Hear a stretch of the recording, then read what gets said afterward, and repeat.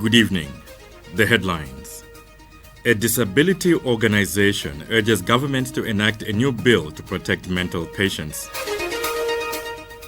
An ex-prisoner wants all prisons in Zambia to be turned into skills training centers.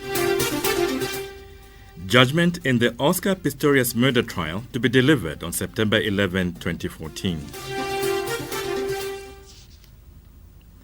The Mental Disability Advocacy Center has called on the government to expedite the enacting of a new bill that will ensure that mental health patients will be protected from abuse by society. Advocacy Center Africa Project Manager Eyong Mbuen says mentally ill citizens have continued to be subjected to poor treatment in society.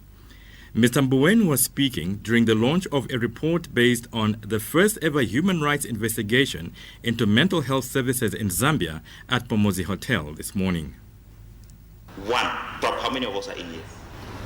1 in every 4 persons in the world will one day have mental health problems. So today it might be them, we look at them. Tomorrow it might be you. And I don't know if you like to receive services or treatment within such settings that these people are actually being forced to be receiving treatment.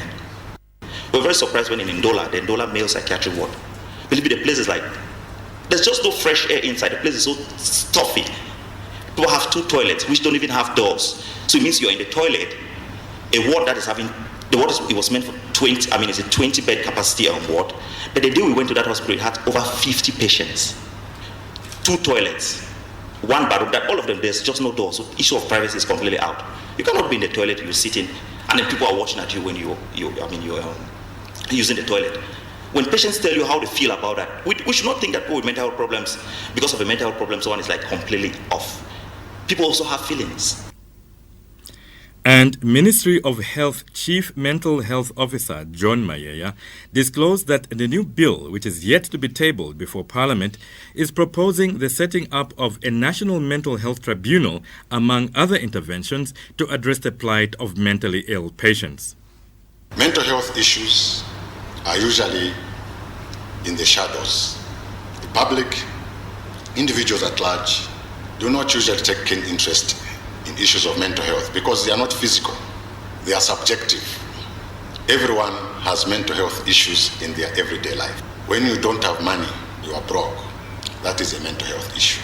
Just when you are leaving home and before you step out of the door, you are called, oh, Nilime was finished.